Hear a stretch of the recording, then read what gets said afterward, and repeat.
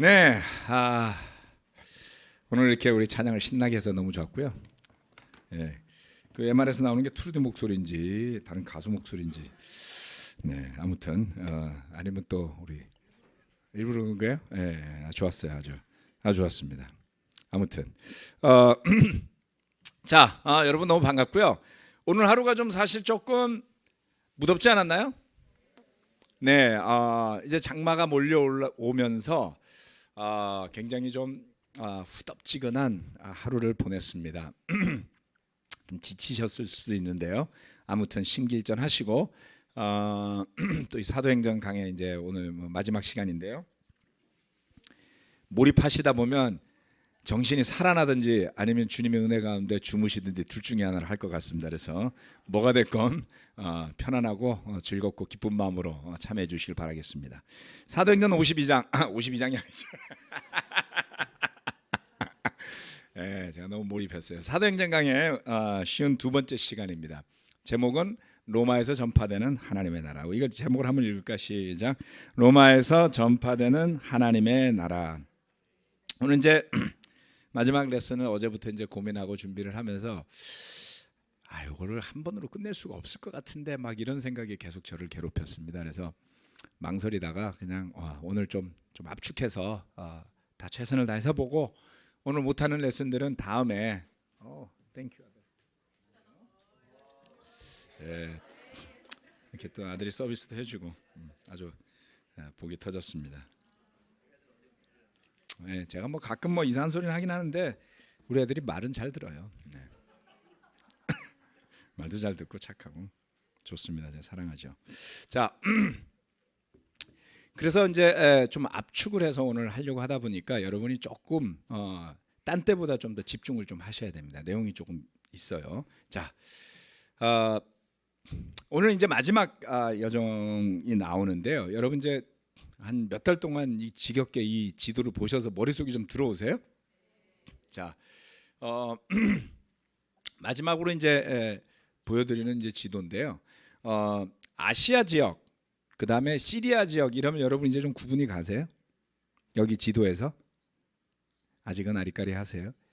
시리아는 어딘지 아시겠어요? 안디옥 주변입니다. 자, 여기 시리아라고 돼 있잖아요. 수리아. 발음이 시리아도 되고 수리아도 되고 똑같습니다. 자, 요 지역을 시리아라고 불러요. 여기가 이제 지금도 시리아가 있죠. 예전에 아시리아 제국도 여기고 하여튼 이 지역을 시리아라고 부른다 이렇게 생각하시고요. 그다음에 아시아라고 부르는 지역은 요 지역입니다. 특별히.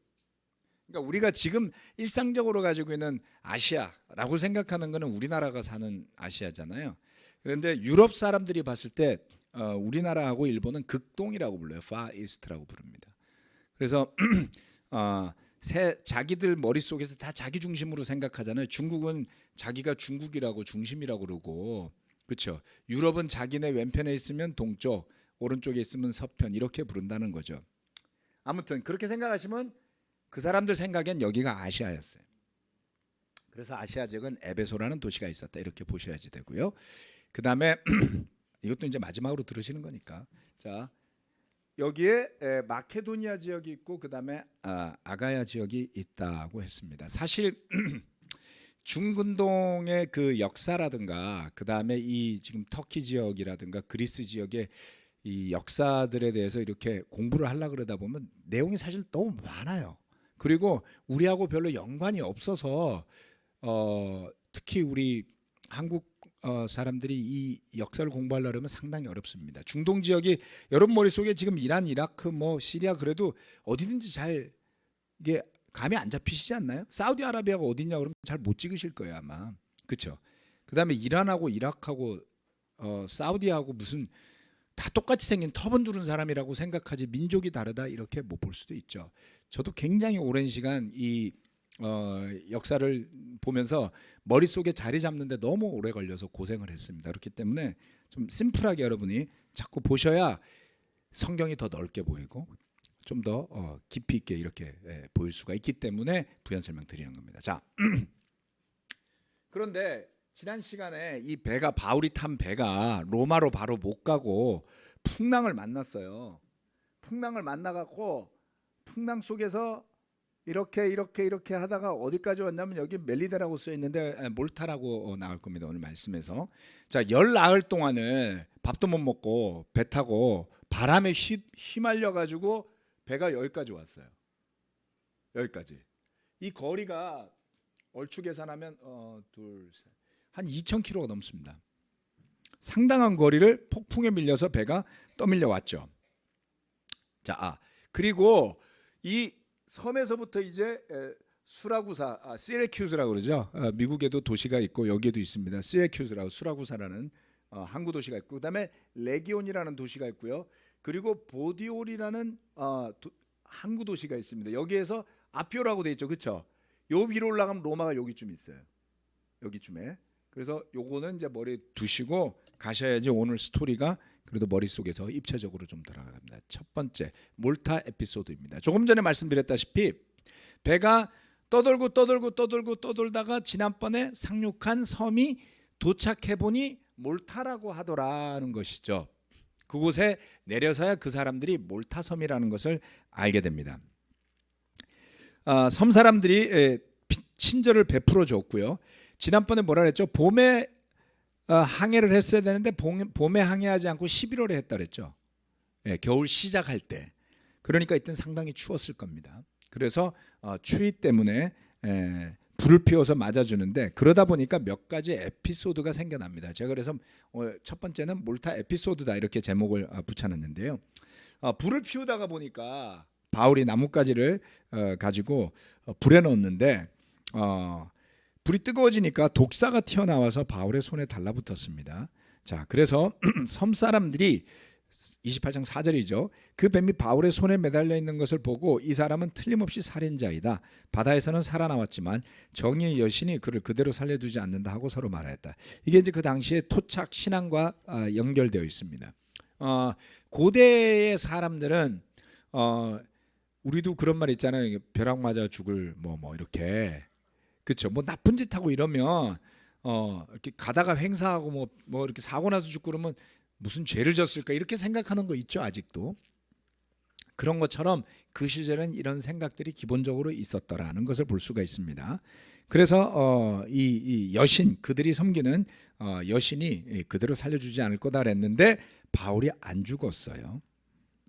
그랬더니 생각을 바꾸어서 28장 6절 말씀은 그를 이제 신이라고 말하기 시작합니다. 예전에 선교행 가면서 첫 번째도 그런 일이 있었죠.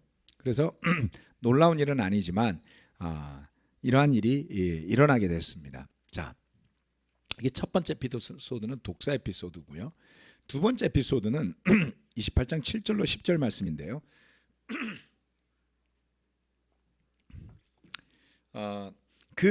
그때의 그 섬의 추장인 보블리오가 가족을 대접할 때 그 추장의 아버지가 열병과 이질에 걸려서 병석에 누워 있었다라고 하고 있습니다.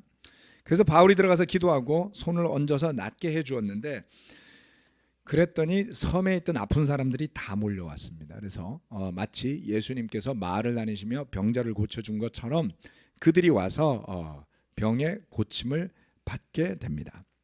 자, 독사에 물려서도 살아나고, 그리고 파선에서 도착한 섬에서 죄수의 몸으로 기도하면서 열병을 고쳐주는 바울의 이야기가 나옵니다.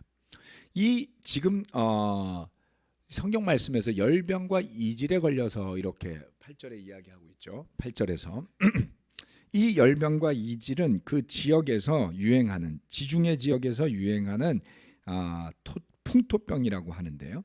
평균 약 4개월간 지속되거나 심하면 2년, 3년 지속되기도 한다고 하네요. 이런 풍토병이라는 것이 특성이 그렇지만 나이 든 사람이 면역이 약해진 상태에서 걸리면 생명이 위험하겠죠. 연세가 드신 분들은 사실 감기 걸려서도 많이 돌아가시거든요. 감기에서 폐렴으로 옮아서 이제 연세가 좀 드시면 회복이 어렵고 그런 경우들이 있는 것처럼 그 병 또한 풍토병인데 이러한 것이 있다고 합니다. 그래서 그 병을 일으키는 미생물이 1887년에 밝혀졌다고 합니다. 그게 염소젖에서 나오는 미생물 때문에 생기는 풍토병이라고 합니다. 이 스토리가 마지막 사건 그리고 이제 로마에 도착하기 전에 잠깐 언급되었다가 이제 로마로 넘어가게 되는데요.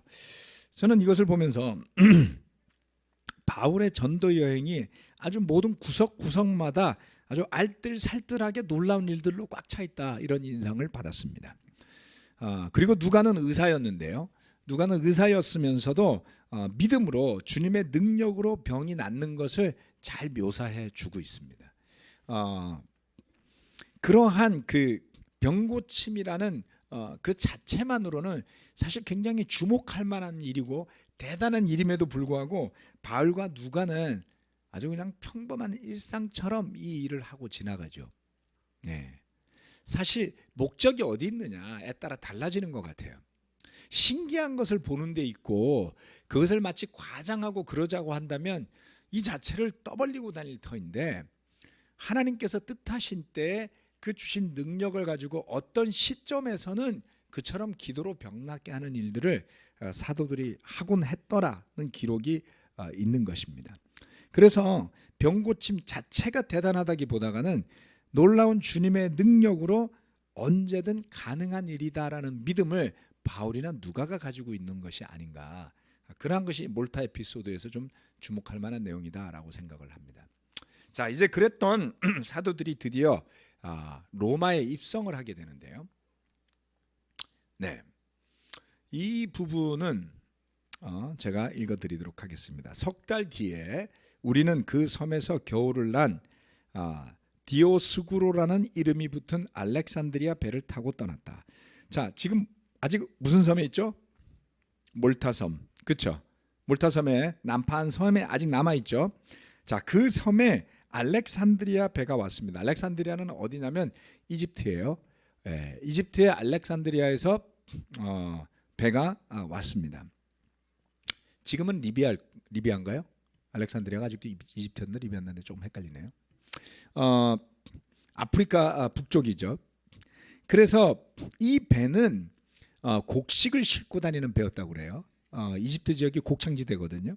그래서 그러한 그 당시에 아시아에서 또는 조금 전에 봤던 시리아 지역에서 그리고 이집트 지역에서 이렇게 물자들이 왔다 갔다 하는 것을 볼 수가 있습니다. 우리는 수라구사에 입항하여 사흘 동안 머물고, 자, 석 달 동안 겨울을 다 나고 나서 그러면 언제쯤이죠? 이제 2월 말, 3월 초 정도 됐겠죠.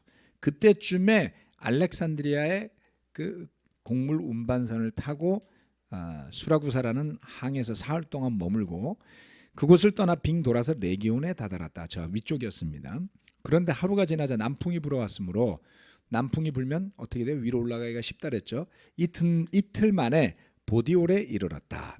우리는 거기서 신도들을 만나서 그들의 초청을 받고 이래 동안 함께 지냈다. 그런 다음에 드디어 우리는 로마로 갔다.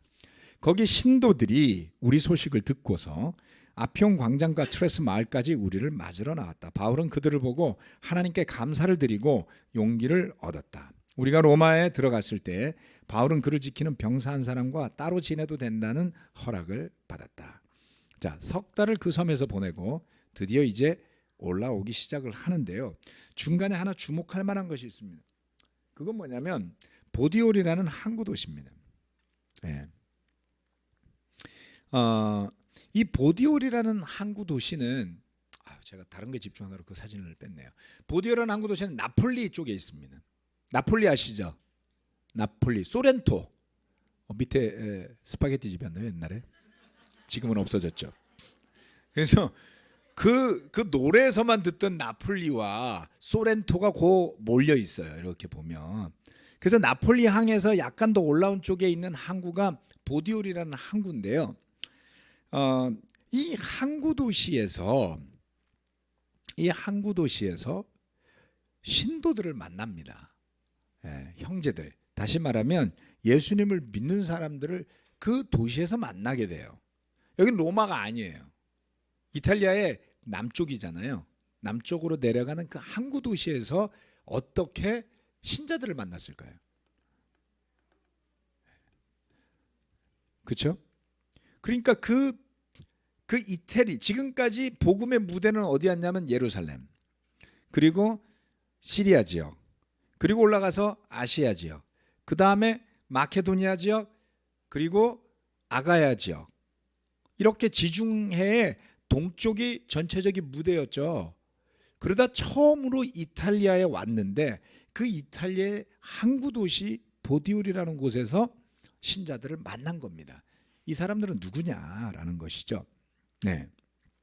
자, 이 보디올이라는 항구 도시에 이미 교회가 있었더라는 것을 알 수가 있는데요. 이곳은 자, 아시아 지역 또는 그 아시아의 밑에 있었던 시리아 지역 또는 조금 전에 이야기했던 알렉산드리아, 이집트 북쪽 지역에서 오는 여행객들 또는 화물들이 교차하는 그와 같은 항구 중심 도시 같은 곳이었다라는 것이죠. 그래서 그곳에서 짐을 내려서 거기에서부터 육로로 올라가든지 했을 것이다라고 보고 있는 겁니다. 자, 그래서 이곳에 그처럼 유대인의 공동체나 또는 이미 세워진 그 아시아나 시리아 지역에서 온 그리스도인들이 교회를 구성하고 있었을 것으로 추측을 합니다. 그러니까 작은 도시죠. 항구 도시라는 것이 뭐 엄청나게 큰 데가 아닙니다. 조그마하죠. 예, 가보면 다 서로 알고 뭐 이러는 도시일 가능성이 높습니다. 그래서 그 항구에 그런 죄수의 호송선이 큰 것이 들어왔다고 했을 때, 물론 알렉산드리아 배를 얻어 탄 거지만요. 로마 군인들이 수백 명이 내리고 거기에 죄수들이 내리고 그리고 거기에 또 누가 바울이라는 사람이 타고 있더라는 소식을 전해들은 사람들이 와서 만났을 것으로 추측할 수가 있습니다. 이메일 주고받고 했던 건 아니었겠죠. 자,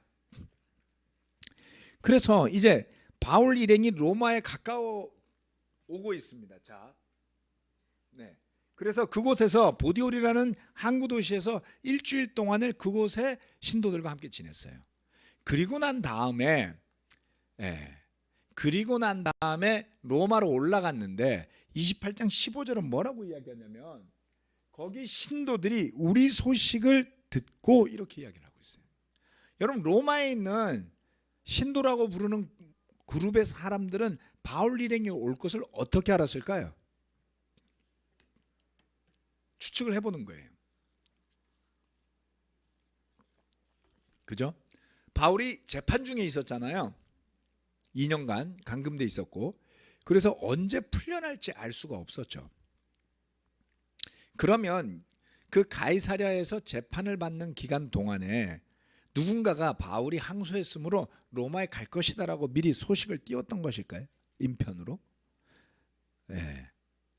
그러면 그러는 사이에 배가 풍랑에 말렸다가 섬에 갔다가 뭐 이러고 가느라고 배가 제때 못 갔잖아요. 그렇죠? 언제 올 줄 알고 마중을 나오겠어요? 예? 예. 요즘 이렇게 약속하면 절대 못 만날 거예요. 예. 자, 그런데 거기 신도들이 소식을 듣고서라고 이야기를 했어요. 이거는 가장 신빙성 있는 소식은 어떻게 보면 보디올에서 일주일 머무는 동안에 누군가가 가서 소식을 전했을 가능성이라고밖에 해석하기가 그 이상은 쉽지가 않은 것 같습니다. 물론 그 이상의 뭔가도 있을 수는 있겠죠. 자, 그래서 그 신도들이 소식을 듣고 나서 어떻게 했냐면, 자, 28장 15절 말씀 한번 읽어볼까? 시작. 거기 신도들이 우리 소식을 듣고서 아피용 광장과 트레스 마을까지 우리를 맞으러 나왔다. 바울은 그들을 보고 하나님께 감사를 드리고 용기를 얻었다. 이 아피용 광장이라는 곳은요, 아직도 로마에서 약 60km나 떨어져 있는 조그만 마을이었습니다. 자, 그래서 여기가 아피온 광장이라는 곳이에요. 광장이 안 보이는데요. 그렇죠? 여기가 옆에 있는 길이요. 이 길이 이어지는 데가 뭐냐면 아피온 가도라고 부르는 도로입니다. 자, 여러분 중앙에 보시는 거 보면 이렇게 바닥에 돌이 박혀 있잖아요. 유럽에 여행 가 보시면 유럽 도시들은 이렇게 그 바닥에다가 돌기둥을 박아요. 돌기둥을 박아 놓고 그거를 계속 길로 쓰더라고요. 그러면 돌이 계속 다를 거 아니에요. 그렇죠? 아스팔트처럼 깨지는 게 아니라 돌을 이렇게 기둥을 그냥 땅 속에다 박아놓고 그냥 10년, 100년, 200년, 300년 도로로 쓰는 거예요. 자, 그게 로마 시대에 성지순례 갔다 오신 분 안 계신가요? 우리 중에? 로마 가보신 분, 로마 가보신 분. 많이들 가봤네. 나는 못 가봤는데. 네. 로마 가셔가지고 이 뭐 아피온 가도 이런데 보셨죠? 거기 가면 이거 안 보여줘요? 저보다 모르는 어리둥절한 표정. 저는 안 가봤어요. 자, 그래서 이게 로마 시대 때 만든 도로인데 아직 남아 있어서 보존하고 있는 거예요. 마차도 지나다니고 사람도 지나다니는데 이렇게 길을 깔았습니다. 로마가 이 길을 왜 깔았냐면 두 가지 목적 때문에 깐 거예요. 예, 군사적인 목적 그리고 교역 때문에 깔아놓은 겁니다. 그래서 로마가 유명하고 대영 제국을 오랫동안 유지할 수 있었던 유일한 이유는 여러 가지가 있겠지만 그중에 가장 크게 기여한 것이 고속도로다라고 보고 있습니다. 2000년 전에 이렇게 도로를 잘 만드는 나라는 없었다 그래요. 아무튼 지금도 쓰고 있는 거 보면. 그래서 이 아피온 가도가 지나는데 아마 여기가 아피온 가도의 일부였나 보죠. 이렇게 옆에 광장이 있었더라. 지금은 그냥 너무 허망하지만. 그래서 아피온 광장이라고 부르면 이제 아피우스 포럼이라고 영어로 되어 있어요. 그러니까 포럼이라는 건 뭐냐면 기둥이 쫙 있고 그 안에 사람들이 모여가지고 뭐 아고라라고도 부르는 데도 있고 그렇잖아요. 그렇죠? 포럼이라고 부르기도 하고 사람들이 모이는 시장터이기도 하고 그래서 이름이 붙어 있는 겁니다. 자, 바울 일행이 그곳에 도착했을 때 사람들이 만나러 나왔던 거예요. 아피온 광장이 로마에서 60km 정도 떨어져 있고 그 다음에는 뭐냐면 트레스 마을이라고 부릅니다. 자, 트레스 마을이라고 부르는 것은 아피온 광장에서 또 한참 더 가야 돼요. 더 가서 한 16km 정도 떨어져 있다 그럽니다. 자, 그래서 아피온 광장은 여기서 말하자면 파주 넘어가지고 서울에서 직선거리로 60km면 어디까지죠? 휴전선 지나서 개성 근처까지 될 거예요 아마. 그 정도까지 걸어 나왔던 거예요. 그리고 여기에서 16km를 더 가면 아피온 광장에서 16km를 더 가면 트레스 마을이라는 곳이 나온답니다. 지금 이게 다 이제 성지순례 유적지로 돼 있는 데들입니다. 로마에 가시면 시간 나시면 한번 돌아보세요. 그래서 이 트레스 마을이라고 부르는 것은 세 개의 찻집이 있다라는 표현으로서 three tavern이라고 불러요. 그래서 트레스라는 것은 3이라는 숫자입니다. 뭐 uno, due, tres 이렇게 이탈리아로 부르겠죠. 자, 그래서 이 마을에 지금 이렇게 중간에 기념탑이 하나 있는데요. 여기에 그 여인숙 여관에서 바울 일행이 머무른 것으로 추정을 하고 있습니다. 자, 이렇게 그 전혀 예상치 못하고 올라가고 있다가 신도들이 마중을 나왔을 때 바울은 뭐라 그랬냐면, 네, 바울은 굉장한 용기를 얻었다고 그랬어요. 그리고 하나님께 감사를 드렸다고 했습니다. 자, 이 사람들이 같이 동행을 하면서 이제 바울 일행과 더불어서 로마에까지 들어가게 됩니다. 잠시 참고로 로마의 지도를 보여드리겠습니다. 저는 로마를 가본 적이 없지만 이 지도만큼은 확실하긴 할 겁니다. 자, 로마 갔다 오신 분들 기억나세요? 로마 지도? 지도 안 보셨나 보다. 관심이 없으시군요. 가는 도시마다 지도는 한번 보셔야 되는데 가운데로 강이 흐르고 내가 갔던 데가 저 강을 기준으로 어디다 이 정도는 봐두셔야 여행을. 네, 자, 안 가본 제가 설명을 드리겠습니다. 이게 지금 왼쪽이 1세기 로마 시내 지도입니다. 잘 보시면 1세기나 지금이나 별로 달라진 게 없죠. 물론 도시가 좀 더 커졌어요. 그런데 1세기에도 보면 상당한 건물과 시설들이 가득 들어차 있는 것을 볼 수가 있습니다. 로마는 정말 대단한 도시였어요. 네. 지금 가서 봐도 눈이 휘둥그레질 만한 건물들을 그 당시에 지어놓고 있었어요. 그래서 로마가 무식하게 건축을 잘했습니다. 토목 건축을 잘했어요. 그래서 도로를 만들고 그 다음에 물길을 만들어서 도시로 물을 끌어오고, 그래서 인류 역사상 거대 도시라는 지금 요즘 같은 그 대형의 도시를 처음으로 만든대요. 공중 목욕탕도 있고 공중 하수도도 있고 공중 변소도 존재하고 그러면서 우리가 지금 쓰고 있는 올림픽 경기장 같은 콜로세움을 그 당시에 만들었던 거니까 이 경기장이 지금 2000년 전에 로마 콜로세움을 통해서 여기까지 온 거예요. 그러니까 대단한 거죠, 사실은.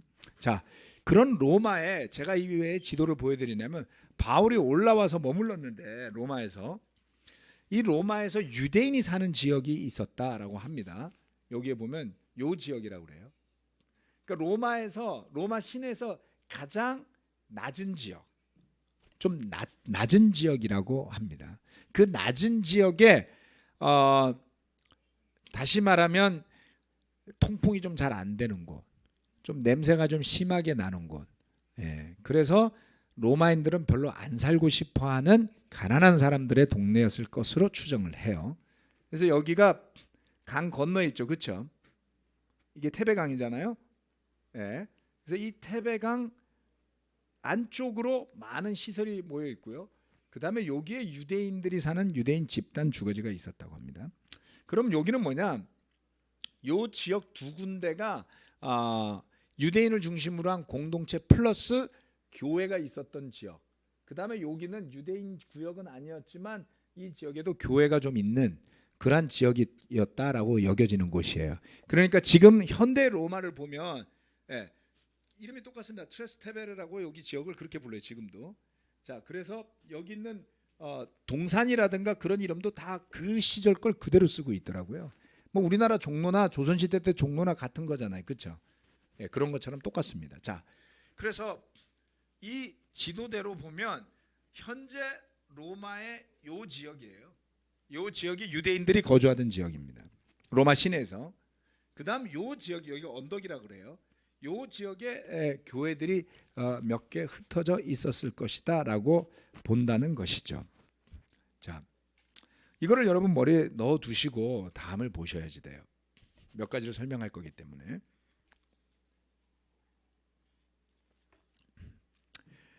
그러면 이제 바울이 그곳에 있는 사람들을 만나게 됩니다. 바울이 그래서 자기가 왜 여기에 왔는지를 설명하게 되죠.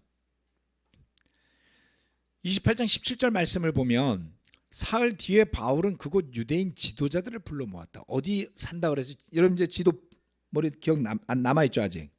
아까 그 강 쪽 옆에 좀 낮은 지대에 가난하고 못 사는 냄새 나는 지역에 사람들이 모여 사는 그 지역에 유대인들이 산단 말이에요. 그래서 그곳에 있는 유대인 지도자들을 모았습니다. 그들이 모였을 때 바울은 이렇게 말해요. 동포 여러분, 나는 우리 결례와 조상들이 전하여 준 풍속을 거스르는 일을 한 적이 없습니다. 그런데도 나는 죄수가 되어서 예루살렘에서 로마 사람의 손에 넘겨졌습니다. 로마 사람은 나를 신문하여 보았으나 사형에 처할 만한 아무런 근거가 없으므로 나를 놓아주려고 하였습니다. 그러나 유대 사람이 반대하는 바람에 하는 수 없이 내가 황제에게 상소한 것입니다. 나는 절대로 내 민족을 고발하려는 것이 아니었습니다. 이런 까닭으로 나는 여러분을 뵙고 말씀드리려고 여러분을 오시라고 청한 것입니다. 내가 이렇게 쇠사슬에 매여 있는 것은 이스라엘의 소망 때문입니다. 그들이 바울에게 말하였다. 우리는 아직 유대로부터 당신에 관한 편지를 받은 일도 없고 동포들 가운데서 아무도 여기에 와서 당신에 대하여 나쁘게 말하거나 소문을 낸 일이 없습니다. 우리는 당신에게서 당신의 생각을 들어보고 싶습니다. 이 종파에 대하여 우리가 아는 것은 어디서나 이 종파를 반대하는 소리가 높다는 것입니다. 자, 바울이 어느 도시에 가든지 첫 번째 했던 일들이 기억나시나요? 원래 어디를 갔었죠? 회당에 갔었죠. 근데 여기는 지금 회당에 갈 수가 없어요. 감금돼 있었어요. 그래서 본인이 찾아가질 못합니다. 그리고 로마에는 회당이 그렇게 많지는 않았다라고 합니다. 그래서 그 유대인 지도자들을 불러 모았어요. 요청을 해서 불렀습니다. 그리고 그들에게 설명을 하는데 아시아 지역과는 거리감이 좀 있죠. 아시아 지역은 벌써 도시가 따닥따닥 붙어 있어서 그런지 바울에 대한 소문이 퍼지고 그리고 기독교에 대한 소문이 퍼져서 벌써 가자마자 아주 효과적으로 핍박을 했었던 것을 알 수가 있습니다. 소문도 퍼지고 불신도 팽배해 있고 오해가 많았죠. 그러나 지금 로마에 있는 이 유대인들의 태도는 매우 중립적이더라. 예. 그런데 지금 여기 두 그룹이 나와서 이야기를 하고 있어요. 하나는 뭐냐면 그 밑에 보디올에서 만났던 신자 그룹, 그리고 아피온 광장까지 마중을 나와줬던 신자 그룹이 존재를 하고요. 그 다음 이 사람들은 유대인 공동체잖아요. 그 사람들이 존재를 해요. 근데 로마 교회는 어떻게 되어 있는 거죠? 예, 로마 교회는 어떤 상태였을까요? 예, 이걸 좀 궁금해지는 부분입니다. 자, 로마 교회에 대해서 사실 이래서 제가 이걸 두 번 할까 말까 했던 건데요. 로마서와 연결시켜서 이야기를 하면 조금 길어지지만 짤막하게 설명을 드리겠습니다. 첫 번째, 로마 교회의 시작은 자생적으로 생긴 것으로 추정되고 있습니다. 제가 레슨하면서 중간에 말씀드렸었죠. 바울이 로마서를 고린도에서 써서 보냈는데요. 로마에서 왔던 사람들이라고 사도행전 2장에 그 오순절날 교회가 시작하던 날 로마에서 온 사람들도 있었습니다. 그래서 로마나 이집트나 시리아나 그다음 아시아 지역에서 왔던 사람들이 다 돌아가면서 지역별로 퍼져서 로마에도 자생적인 기독교인들의 모임이 있었을 것이다 라는 추정이에요. 그런데 그렇게 교회가 자생적으로 생겨나서 있다가 어떤 사건이 발생하는데 클라우디오라는 황제가 유대인들을 추방하는 사건이 일어납니다. 여러분 기억 어렴풋이 나시죠? 예, 한 1년 전에 레슨 했을 때 설명했는지 예, 아마 작년 언제쯤이라서 가물가물하시겠지만 이 황제가 유대인들을 추방을 했어요. 근데 그때가 언제였냐면 AD 49년이었습니다. 그리고 이 황제가 6년 뒤에 죽습니다. 그래서 황제가 죽을 때까지 유대인들이 로마로 못 돌아와요. 이 시기에 클라우디오 다음에 누가 황제가 되냐면 네로가 황제를 하는 겁니다. 여러분이 너무나 잘 아는 그 유명한 네로.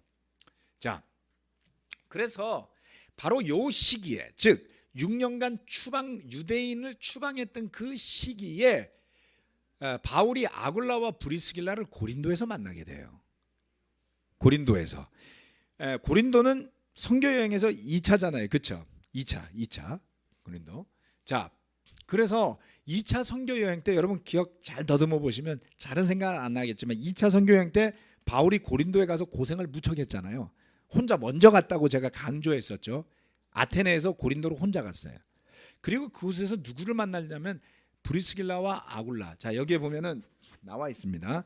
18장 사도행전 18장 1절 2절에 아테나를 떠나서 고린도로 갔는데 거기서 그는 본도 태생인 아굴라라는 유대 사람을 만났다.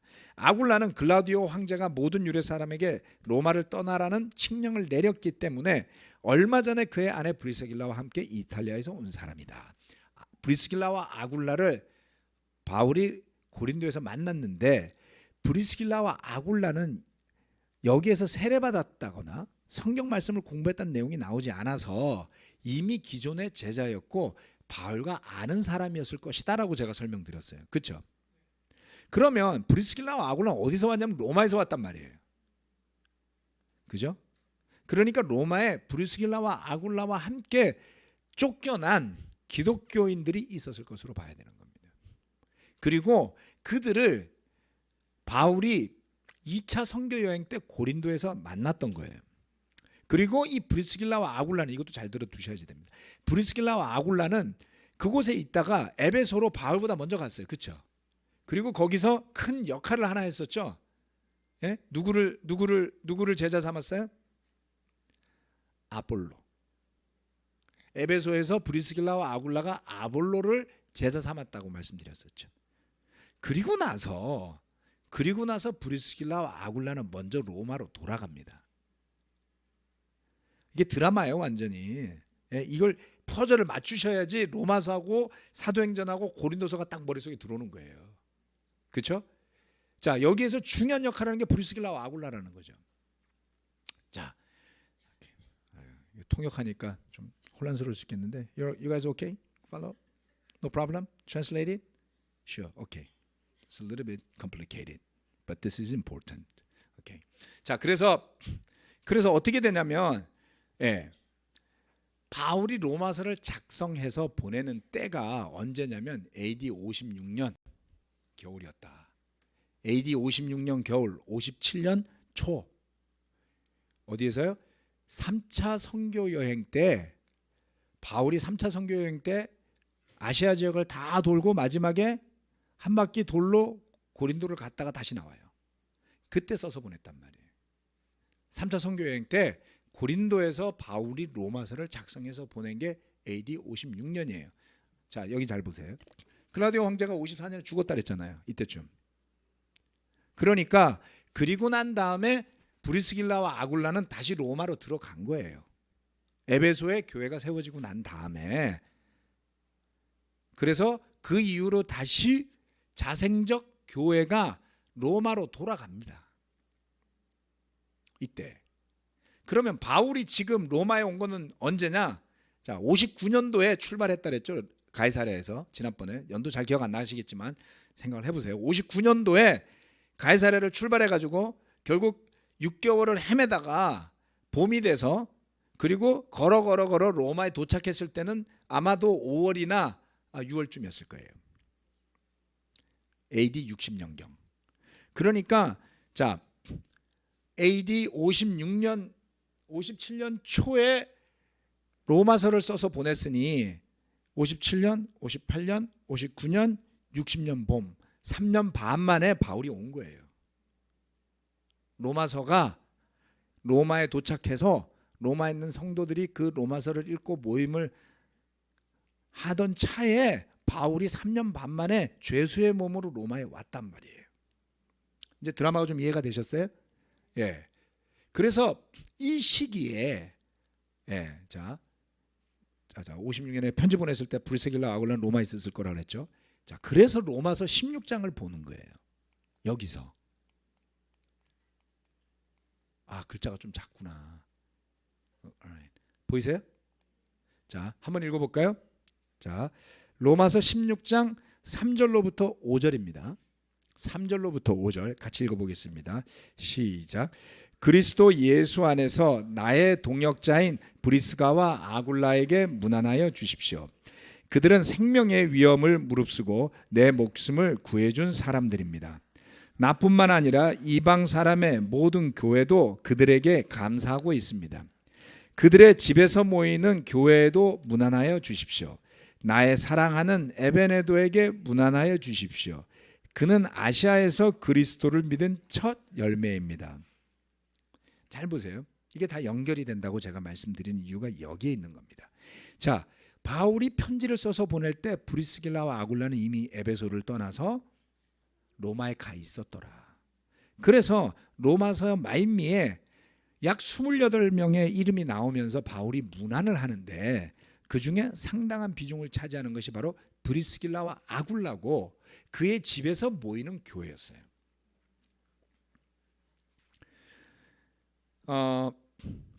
그런데 그들의 집에 모이는데 그 교회에 누가 있냐면 에베네도라는 사람이 있단 말이에요. 그렇죠? 에베네도. 이 에베네도 누구라 그랬어요? 아시아에서 믿은 첫 열매라 그랬어요. 추측컨대 브리스길라와 아굴라가 세례줬을 거예요. 그렇죠? 바울보다 먼저 고린도에서 에베소로 건너갔고 바울이 나중에 따라갔거든요. 이게 성경이 이렇게 맞아 들어간다는 걸 설명드리고 있는 겁니다. 그래서 사실은 복음이 전파되고 그럴 때 한 사람 한 사람이 신실한 것이 얼마나 중요한지를 이야기해 주는 거예요. 우리가 우리 그리스도의 교회의 미래를 생각하려고 하는데 내가 할 역할을 다 하지 않으면서 그 일이 일어나기를 바라면, 여러분에게 에베네도 같은 사람이 없으면 여러분의 교회의 미래가 어디 있겠어요? 그렇죠? 바울과 브리스길라와 아굴라처럼 힘겨운 역경 속에서도 함께 마음을 모아서 협력할 줄 아는 신뢰관계가 없었다면 어떻게 이 로마서가 쓰여졌겠습니까? 그렇지 않아요? 네. 브리스길라와 아굴라가 없었으면 로마서가 없었을 수도 있었어요. 로마서가 없으면 신약이 얼마나 허전하겠습니까, 여러분? 네. 이건 가정이지만, 거꾸로 이야기하자면 저와 여러분 한 명 한 명의 믿음이 그렇게 중요하다는 겁니다. 여러분이 포기하지 않고 믿음을 지킬 때, 여러분이 주님의 인도하신 가운데 제자다운 삶을 이어갈 때에 나중에 언젠가 우리가 교회 역사의 단추를 맞춰보다 보면 그 시절에 거기에서 만났던 그 형제와 그 자매, 함께 공부했고 세례받은 그 사람이 지금 이곳에 와서 이런 역사가 일어나는구나. 그럴 때 복음이 저기 어디 딴 나라 이야기가 아니라 저와 여러분의 삶의 이야기요 믿음의 이야기가 될 수 있다는 걸 말씀드리고 싶은 거예요. 자,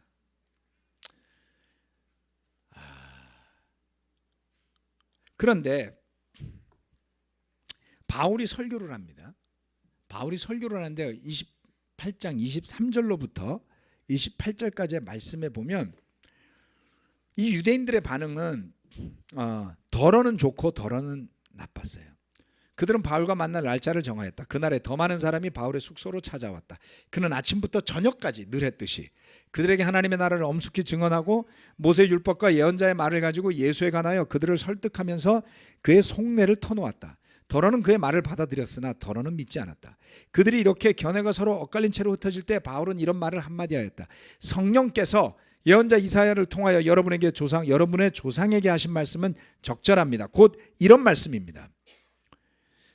이 백성에게 가서 말하여라. 너희가 듣기는 들어도 깨닫지 못하고 보기는 보아도 알지 못한다. 이 백성의 마음이 무디어지고 귀가 먹고 눈이 감기어 있다. 이는 그들로 하여금 눈으로 보지 못하게 하고 귀로 듣지 못하게 하고 마음으로 깨닫지 못하게 하고 돌아서지 못하게 하여 내가 그들을 고쳐주지 않으려는 것이다. 그러므로 여러분은 하나님의 이 구원의 소식이 이방 사람에게 전파되었음을 알아야 합니다. 그들이야말로 그것을 듣고 받아들일 것입니다. 유대인들에게 복음을 전했어요. 근데 그 유대인 사회는 두 부류가 있었던 거예요. 예수를 믿는 사람과 믿지 않는 사람이 있었고요. 그 다음 교회 안에도 두 부류가 존재했습니다. 하나는 유대인 기독교인들이었고 다른 하나는 이방인 기독교들이었어요. 로마 교회의 구성원들은 유대인보다 이방인이 많았을 가능성이 아주 높습니다. 인구 구성 비율로 봤을 때도 그렇고, 그리고 로마서 16장에 나와 있는 사람들의 이름을 봤을 때도 유대인다운 사람의 이름 숫자보다 그렇지 않은 사람의 이름이 훨씬 더 많더라. 자, 바울이 로마에까지 왔는데 로마에 사는 유대인들의 반응은 비록 그를 핍박하거나 쫓아다니면서 괴롭히고 소동을 벌이고 하진 않았지만 여타 다른 아시아에서 또는 마케도니아 지역이나 아가야 지역에서 시리아 지역에서 봤던 유대인들처럼 어떤 사람은 반응하고 어떤 사람은 반응하지 않았어요. 시간이 조금 오버됐네요. 결국 자, 곧 끝내겠습니다. 마지막입니다. 그래서 결론은 어떻게 됐습니까? 마지막 같이 읽읍시다. 28장 30절에 31절 시작. 바울은 자기가 얻은 셋집에서 꼭 2해 동안 지내면서 자기를 찾아오는 모든 사람을 맞아들였다. 그는 아무런 방해도 받지 않고 아주 담대하게 하나님 나라를 전하고 주 예수 그리스도에 관한 일들을 가르쳤다. 아멘. 자, 오늘 설교는 사도행전을 쭉 여러분이 들으셨기 때문에 할 수 있는 거예요. 만약 여러분이 쭉 안 들었으면 이거 배경 설명을 해줄 수가 없잖아요. 그렇지 않아요? 예. 그래서 성경 말씀은 어느 하나만 달랑 놓고 보는 것보다 계속해서 읽으면서 서서히 그 퍼즐들이 맞춰져 가고 한쪽에서 이해되지 않던 것들이 좀 더 전체적으로 이해되는 그런 때가 저와 여러분에게 와야만 합니다. 물론 지금 제가 설교 말씀드린 것처럼 또는 그동안 했던 것처럼까지 준비하시려면 훨씬 많은 시간이 걸릴 거니까 쉽진 않겠지만 적어도 이런 시간을 통해서라도 듣고 자극받으시고 혼자서라도 찾아보시고 조금 더 말씀이 연결될 수 있도록 해보시기를 제가 강력하게 권해드리는 거예요. 예. 매번 필 때마다 성경이 새로운 건 좋은데 너무 새로우면 안 좋아요. 이해되세요? 그래서 봤던 기억도 좀 나고 클라우디오 황제 그러면 그래서 들은 것 같아. 검색도 좀 해보고 요 정도는 되셔야 된다는 걸 제가 말씀드리는 겁니다. 왜요? 그래야지 더 깊은 내용을 설교할 수 있잖아요. 더 많은 내용을 저도 준비할 수 있잖아요. 그렇지 않아요? 인터랙션이 있어야지 되겠죠. 네, 저에게 자극도 됩니다. 자, 결론을 말씀을 드리겠습니다. 바울 일행이 로마에 도착한 것이 AD 60년경 초 여름의 시작쯤일 거라고 말씀드렸습니다. 그는 이 말씀에 의하면 2년 동안을 더 감금 상태에 놓여 있어야만 했습니다. 누가는 그런 상황에서 바울이 최선을 다해서 자기 숙소를 찾는 사람들을 맞이하고 방해받지 않고 담대하게 복음을 전하고 가르쳤다라고 기록하고 있는 것이죠. 그리고 바울이 이 2년간에 걸친 그 감옥 생활, 좀 자유로운 감옥 생활 기간 동안에 에베소서, 골로새서, 빌립보서, 빌레몬서에 이르는 4개의 서신서를 기록하게 됩니다. 잘 보세요. 가이사랴에서 몇 년간 감금돼 있었었죠? 가이사랴에서 1년, 2년, 3년. 1년이었어요? 2년이었어요? 3년이었어요? 2년이요. 자, 괜찮습니다. 틀려도 좋습니다. 비슷했습니다. 2년간 예루살렘에서 체포되고 나서 감금돼 있다가 배 타고 한 6개월 왔죠. 그리고 로마에서 2년을 더 감금돼 있었으면 전체가 약 4년 6개월에서 5년 가까운 시간이었어요. 바울이 1차, 2차, 3차 선교 여행 기간 동안에 그가 썼던 시간이 약 한 10여 년 정도가 됩니다. 그런데 여러분, 얼마나 많은 도시를 다녔습니까? 수천 킬로를 다녔다 그랬잖아요. 그렇죠? 바울이 그렇게 많은 도시를, 그렇게 많은 사람에게 복음을 전하면서 10년 동안 다녔는데 그 3차 여행, 선교 여행의 절반에 해당하는 시간을 그는 어디서 보냈느냐? 감옥에서 보냈어요. 다시 말하면 바울이 사도로서 활동했던 시간의 절반, 3분의 1, 정확하게 말하자면, 그렇죠? 약 3분의 1을 감옥에서 보낸 것과 다름이 없습니다.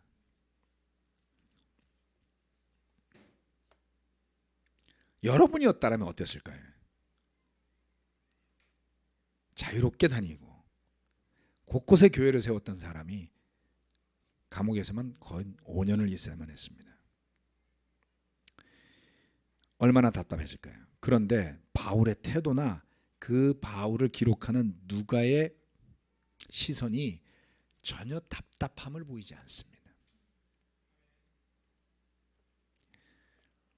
오히려 그들의 시선은 사람들의 반응 또는 환경 이런 것보다는 하나님의 능력, 그래서 그 하나님의 능력으로 인해서 전파되어야 될 복음, 그리고 구원받아야 할 사람들에게 향해 있더라는 겁니다.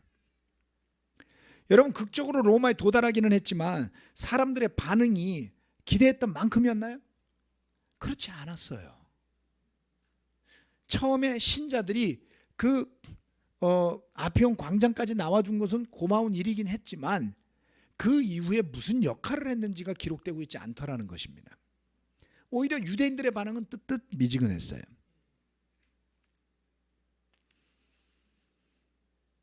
이제 재판도 받아야지 됐습니다.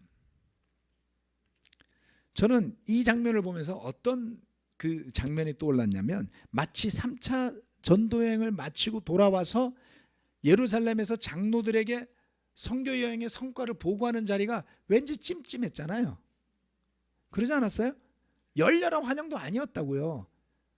제발 좀 우리한테 피해가 오지 않게 성전에 가서 예물 좀 드려주세요. 그런 것처럼 로마에서의 반응도 액면가대로 놓고 보자면 그렇게 천신만고 끝에 목숨을 걸면서 온 것에 대한 결과물이라고 생각하기에는 실망스러울 수 있었더라. 여러분, 우리가 복음을 전하고 제자 삼는 일들은요, 때때로는 대체로 이렇게 뜨뜻미지근하거나 무관심한 반응이 대부분일 거예요. 더 나아가서는 핍박을 내포한 반대가 되기가 쉽습니다. 그런데 그럴 때마다 얼마나 우리가 실망스러웠던가요? 우리는 정말 내가 예수님의 제자가 되기 위해서 모든 걸 버리고 따라가겠다. 날마다 십자가를 지고 가겠다. 예수님의 죽으심에 더해서 침례받고 죄를 회개하고 거듭났을 때 용기 있게 살겠다. 이런 각오들이 넘쳤잖아요. 그럼 우리는 기대하죠. 내가 이렇게까지 헌신하면 놀라운 일이 일어나야지. 그런데 날마다 열심히 벌어먹고 살기 위해서 고생도 해야 되고요. 해결되는 게 뭐가 있습니까? 그런데 여러분이 아직도 포기하지 않고 용기를 가지고 제자로 산다는 것은 바로 그런 것을 이겨낸 것을 의미한다. 그런 우리를 오버할 필요는 없지만 스스로 자랑스러워 하셔야 됩니다.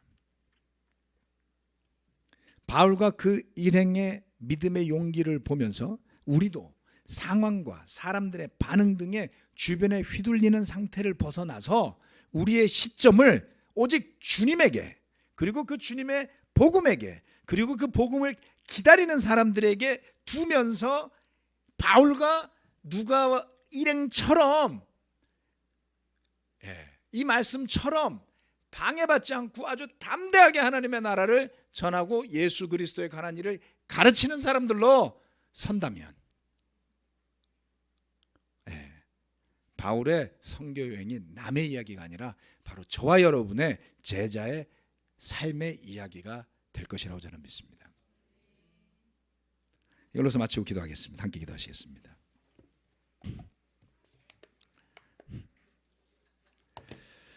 하나님 아버지, 오늘 28장 마지막 장을 조금 길게 이야기하고 사도행전 52분에 달하는 레슨을 마무리하게 되었습니다. 결코 그것이 사도행전에 대한 설교의 마지막일 거라고 저는 생각하지 않습니다. 마치 바울에게 아직 가야 할 여정이 많이 남은 것처럼 사도행전 속편을 예고하듯이 끝이 난 것처럼 우리의 삶 또한 어떠한 역경이 기다린다 할지라도 결코 멈추지 않는 열정으로 그 미래를 향해 달릴 수 있는 그 힘과 용기를 주님께서 저에게 더해 주시길 간절히 기도합니다. 날마다 부딪히는 일상은 하나님의 능력을 무시하는 듯하고 마치 하나님의 존재를 부정하는 듯 보이지만 우리의 믿음이 여전히 살아있어서 그러한 상황 또는 사람들의 반응과 무관하게 주님을 바라보고 복음을 바라보고 잃어버린 영혼들을 마음과 가슴에 담아두며 복음을 전하며 살아갈 수 있도록 이 자리에 함께하는 또는 멀리서 인터넷으로 예배를 함께 드리는 형제자매들의 마음과 믿음 속에 함께하여 주시길 간절히 기도합니다. 저는 그와 같은 열정들이, 그와 같은 숨겨진 열망들이 이번 3번에 걸친 크리스천 라이프 세미나 예배들을 통해 많은 형제자매들에게 나타나는 것을 보고 큰 격려를 받았습니다. 주님, 우리 마음에 그와 같이 원하는 마음이 넘쳐날 때 하나님께서 반드시 구원받고 주님께로 돌아오는 사람들을 늘어나게 하여 주실 것을 믿습니다. 감사드리고 예수 그리스도의 이름으로 기도합니다. 아멘. 마치겠습니다.